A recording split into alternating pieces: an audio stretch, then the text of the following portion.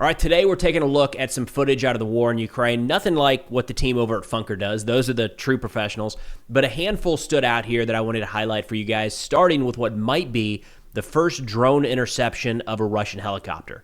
So this was just put out a couple days ago, and we've got a bunch. We got drone footage, some new drone innovations, and then some ground operations from both the Ukrainians and Russians, as well as one group of Russians maybe shouldn't have been recording when they were. Nonetheless, this footage just came out. It looks like there was some sort of proximity fuse used on this drone, so it didn't actually have to impact the Russian helicopter. It just got near it. It's a Ka-52 Alligator. It looks like it got near and detonated right there. Now, depending on the size of the munition and the type of the munition, that could be enough to bring down a helicopter. Now, we don't see any more from this footage, and there was no recon footage that came out with it. There was reportedly a Russian pilot that was listed as dead the same day this video occurred. So it's possible that we do have our first interception of a Russian helicopter with a drone. We're seeing more and more of that, and what we've actually seen is both sides having to utilize more and more electronic warfare jammers with their helicopters. Same things we've seen on vehicles when they're on the ground, more of those being attached to platforms in the sky to prevent exactly this situation here. But sticking with drone innovations, we've got the team over at Wild Hornets. I'll link all of their information in the description below because you can donate to these guys, and they're churning out some wild new innovations when it comes to drone warfare. This week, grenade launchers. That's right. Slinging 40 Mike from drones at soldiers or whatever you choose on the ground. We've seen these guys attach shotguns to drones to bring down Russian recon drones and quadcopters. That's worked. Can't imagine they can stack too many rounds. 40 Mike's big. It's a fair amount of weight to carry these around. The 40 millimeter high explosive, probably high explosive dual purpose charges. Can only carry so many of those, but nonetheless, now we finally have it. Can't imagine what's coming next, right? That's one of the issues with any of these drones is the weight requirement. So when you have a single explosive charge, it's the weight of that one explosive charge. But when you put on a weapon system like a grenade launcher or a machine gun or a shotgun, you have the weight of the weapon system plus the weight of the ammunition. And you see how that can add up really quickly to where a limiting factor in a lot of these drone innovations when it comes to the direct fire modules has to do with the amount of ammunition that they can carry. That and the recoil of actually keeping the drone flying and on track when the recoil hits. But we also had an interesting one. I guess we can say funny. I don't know.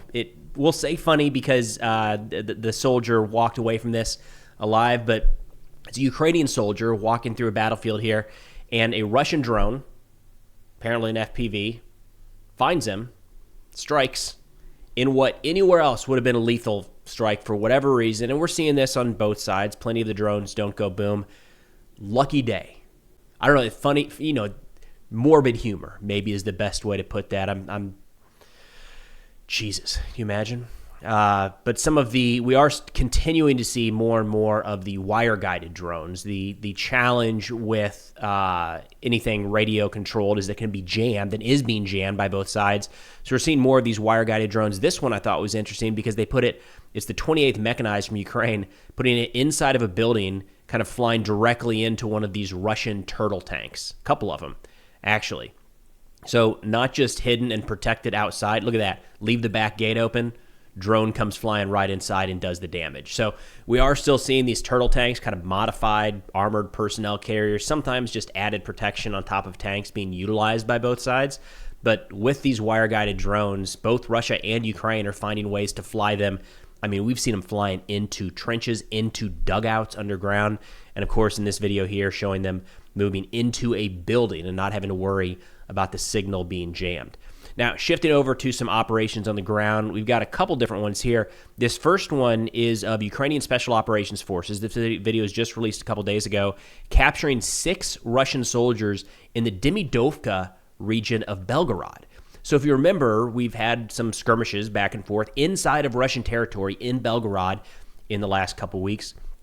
This is some of the first-person footage that I've seen coming out of that operation. So it looks like Ukrainian forces were able to maneuver up on this Russian position, this dugout. Don't see any killed Russians. Maybe that took place before the operation kicked off here. Kind of an odd position if you look at it, though. And in terms of it's just kind of in the middle of a random wood line. It doesn't seem to be on any significant terrain, just random dugout in the middle of those woods. Had to cut the background out of this one. A couple of these videos, they've got the background music, but they choose some random, like, the music gets tagged by YouTube all the time. YouTube's really good at picking up like 2 or 3 notes that are copyrighted. So it looks like these guys, there we go, starting to surrender. Arms coming out. Interesting, he led with the passport to surrender.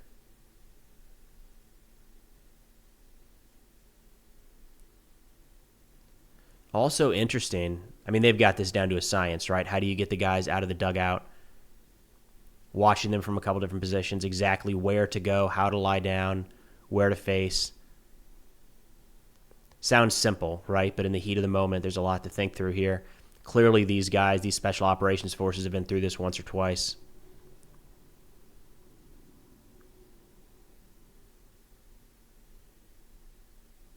Unfortunately, we've seen the other side of this more than once, where Russian soldiers don't take prisoners in this situation, or right about here, they start executing people. Fortunately, in this case, that didn't play out. We've got the Ukrainian special operators, some real professionals. These guys have significant combat experience at this point. I mean, look at this. They're running behind enemy lines in Russian territory, small dismounted patrols, assaulting and capturing Russian positions. That's wild. Based off the location that these guys were set up in, this doesn't seem like, it's hard to say. I was going to say, I wouldn't say that this is a necessarily crack unit of Russian soldiers, but impossible to say based off of just that little piece of information. But nonetheless, looks like 6 Russian POWs taken. What the hell is that? Almost looks like handcuffs, just some like leather bracelet the dude's got on. So 6 Russians taken prisoner here by Ukrainian forces. Now shifting over to the Russian side real quick, we've got a couple videos from their perspective. One, again, going viral across the internet this week. A couple Russians going up to inspect what looks like a bridge that was hit. There was a Ural truck there that they were trying to evacuate or figure out what they could do with this thing. Got a little too close, or maybe shouldn't have been there because the Ukrainians weren't done striking. So spoiler alert, these guys get on the bridge and record themselves being hit by Ukrainian munitions. We'll leave the sound on for this one. We'll go ahead and play it. Лёнь, давай забираем, уёбываем.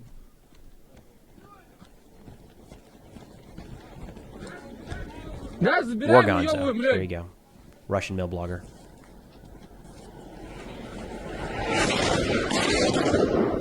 That's rough.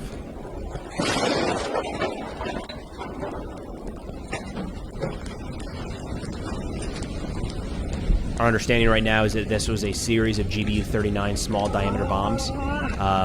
Clearly they weren't done. Ukraine was not done striking that target and continued to carry out strikes to try to neutralize that thing entirely, remove that bridge. This, I believe, is in the Kursk region. We've actually seen a lot of strikes carried out by Ukraine against bridges in Kursk in recent days, which is leading to a little bit of speculation that they might be trying to kick off some sort of offensive in that region before too awful long. Now, the last one here is, I thought was interesting because it's Russians training on motorcycles for assaults. And we've seen a handful of videos of this tactic actually being utilized in kind of a mixed bag, right? In the one degree, like, it makes sense. Another, it's rough. But we haven't really seen any of the kind of longer training videos showing how they're trying to implement this. We have seen plenty of footage of these being utilized in assaults. They're not necessarily going over jumps at the front line, but hey, what do you know? Got to get that in when you can. We're seeing a fair amount of videos of these being used alongside Russian armored assaults or sometimes in place of armored assaults. And they're generally getting hammered by Ukrainian FPV drones and then to be like small arms fire, right? There's no protection on these things, which is obviously the downside of taking a motorcycle into combat. There's a little part of me that wants to call this like modern cavalry, maybe, sort of. And I think that's kind of the direction that the Russians were trying to take this. And we'll see as this video plays out, they're actually showing, look, this isn't just about riding the motorcycles and getting to the front lines, which is one way that these are being utilized, is simply moving from a rear area to the front, 1 or 2 at a time, and strapping some supplies on there. And maybe it's harder to detect that than a large truck. And I'll give them credit. That is a use case to get personnel back and forth, not much in terms of equipment. But Russia's starting to utilize this more and more in terms of an actual assault tactic. So they're moving around this side or coming up on certain areas of the Ukrainian position and using these motorcycles. Here we go, as you'll see them start to train this aspect of it. And we've seen a couple different videos. So I guess they're kind of laying the bikes down as a bit of cover. There's just not much there. It's better than nothing when you're in the middle of an open field. But when you look at the use of this tactic, the reason it really started to come out with moving troops towards the front, and again, this is training. I don't want to pretend like this is a combat scenario. The reason we started to see this used more and more is these roads of death traveling from rear areas to the front are just littered with vehicles. So if you're using a large military vehicle every time, you're risking a large military vehicle every single time. And at some point, there's this trade-off of like, what's more important? That we lose another BMP or armored vehicle trying to get to the front?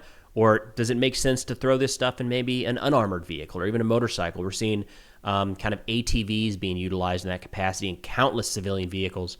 Motorcycles are one of the ways that they're doing that. And then all of a sudden you see that that transition into actually being utilized on the assault. I don't know where this training is taking place, but there you go, the blind fire around the corner. Have to imagine that there's so many trenches throughout portions of eastern Ukraine now that when one side moves the lines a little bit, they've probably got a fair amount of trenches that they can train on for just this purpose, right? I mean, here in the United States, we got to go out and dig these things. But there's probably plenty of abandoned trenches now. Or even, in Russia's case, they may have had a trench and they advanced a few kilometers and now they've got a trench a little further back they can use for training. But nonetheless, this size makes it look like they're trying to utilize, squad-size motorcycle assaults. It's hard to tell how effective these have been because the Russians are not putting out a lot of footage showing the successful motorcycle assaults. We are seeing a lot of videos from Ukraine showing these guys just getting slaughtered, to be blunt. A lot of motorcycles scattered on the sides of the road after the entire formation being taken out. But we are seeing in some areas, as the assaults kind of conclude, seeing motorcycles used by Russia in certain axis of advance. Certain areas, maybe the armor moves up the center and then the motorcycles kick around to the left or right, things like that.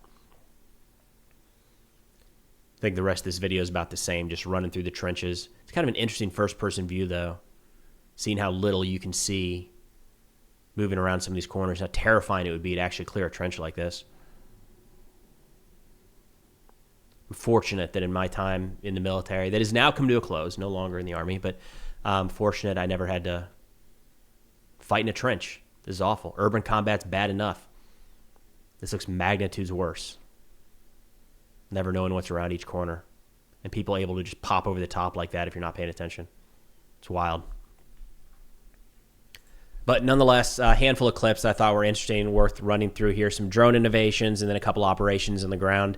There's a lot. Every single day, there's countless videos coming out from both Ukraine and Russia still today of combat scenarios playing out at the front. They're not getting as much attention today as I think they may have been a couple of years ago, but nonetheless, there's still a lot here that we can take in, not to just better understand what's happening in the war today, but also maybe influence how we fight going forward, the changing tactics in modern war. But that's all I've got for now. Thanks for watching, and I'll see y'all next time.